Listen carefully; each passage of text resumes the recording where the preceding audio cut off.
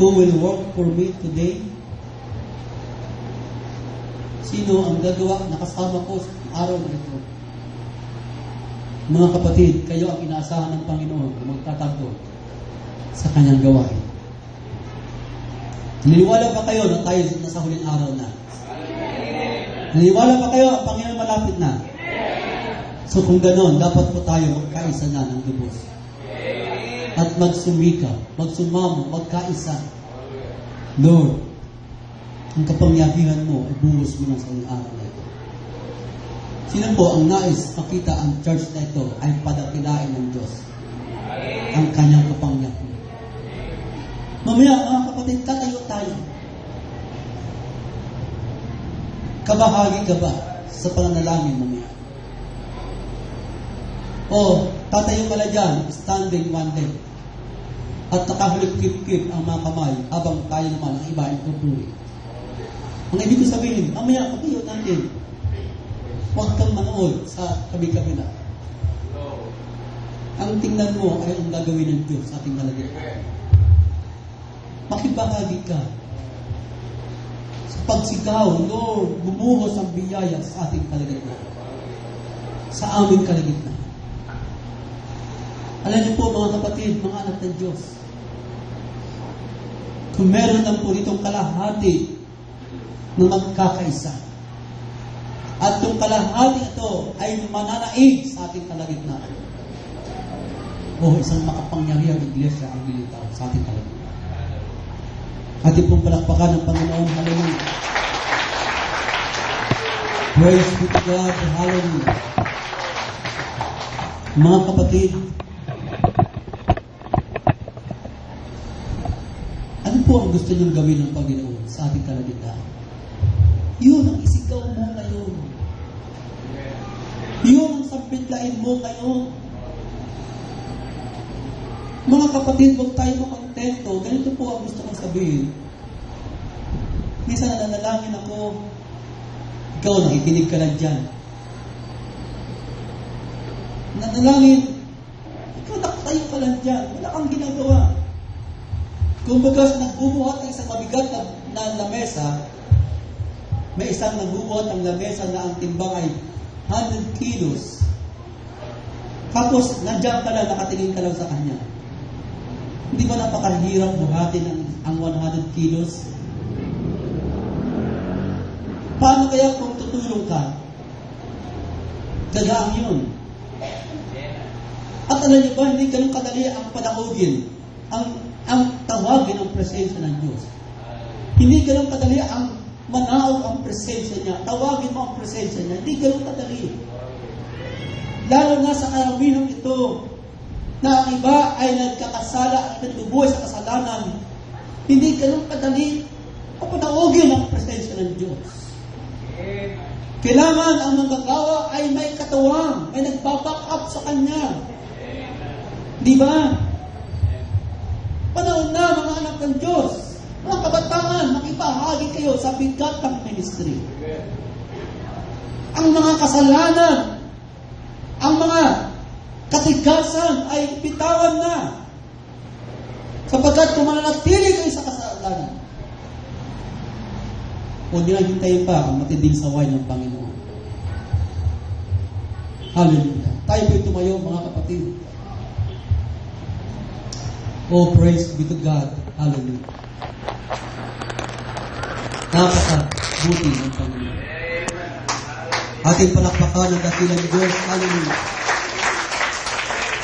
Mga kapatid, masarap maranasan ang presensya ng Panginoon. Masarap maranasan ang kapangyarihan ng Diyos. Masarap maranasan ang pagkilos ng Panginoon. Amen. Hallelujah. Hallelujah. Praise be to God. Hallelujah. Na habang tayo sa mundo, gumawa ka sa aming kalagitnaan. Lord, dumali ka sa amin ang lubos. Ipuin mo ang bawat puso. Namamagitan ka. Nag-i-intercede ka sa Panginoon para sa iyong kapatid. Nagsusumamo ka para sa iyong kaluluwa. Lord, huwag na ako nagpasan. Na sumisigaw ka ng mga papuri. Praise God. Hallelujah. You are wonderful, God. Sabihin mo yung mga salita na magpapadakila, magpapaluan natin sa Diyos. Mga salita na nagbibigay ng kapurihan sa Panginoon. Gusto marinig ito ng Diyos sa ating kalagitnaan. Yung sinasabi mo, mabuti siya, dakila siya, wala siyang katulad, makapangyarihan siya. Great is the Lord. Mga salita ito na lalo na papaalam sa Panginoon.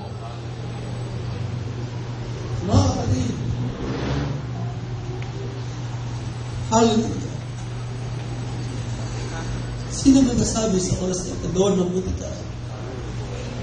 Sanayin niyo ang mga sarili, mga kapatid, sa ganang bagay. At iniimbitahan ng Panginoon sa iyong buhay. At hindi lang sa iyo, sa iyong katabi, sa likod, sa harap mo, sa mga kaduhang narito. Sinasabi mo sa Panginoon, Lord, ang katabi ko, ipuin ang kanyang puso, Panginoon. Lord, ang nasa likuran ko, ang nasa harapan ko, Panginoon.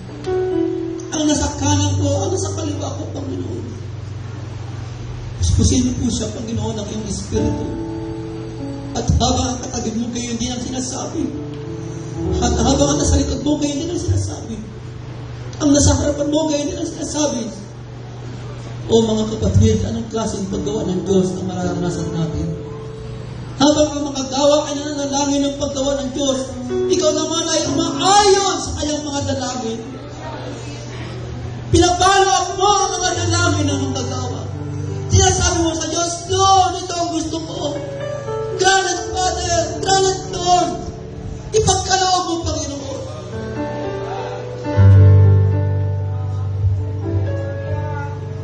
Puspusin mo kami, Lord, sa pagod ito. Pamamahayaan mo uwi kami, Lord, na hindi kami pinagpala mo. Mga kapatid, nauhaw tayo na ganitong karanasan. Nauhaw tayo, mga kapatid, sa kapangyarihan ng Diyos. At tayo ay hindi lang mayroong form of godliness, ano ng kabandalan. Meron din kapangyarihan kumigil sa ating kalagitnaan. Hallelujah. Purihin natin Diyos. Purihin natin ang Panginoon. Hallelujah. Hallelujah.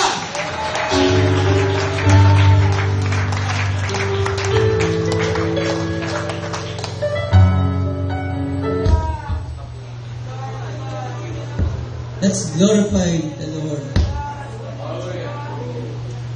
Let's glorify the name of the Lord.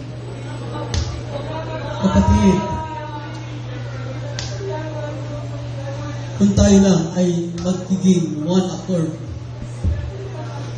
kung tayo lang ay magkakaisa, kung may kasalanan ka, magsisi ka.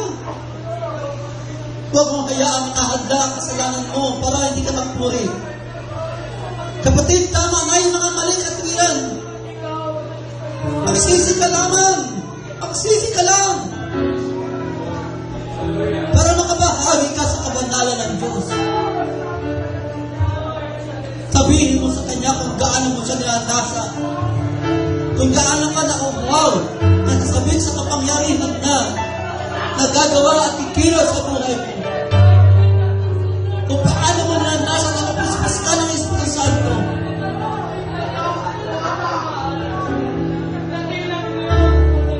Mga kabataan,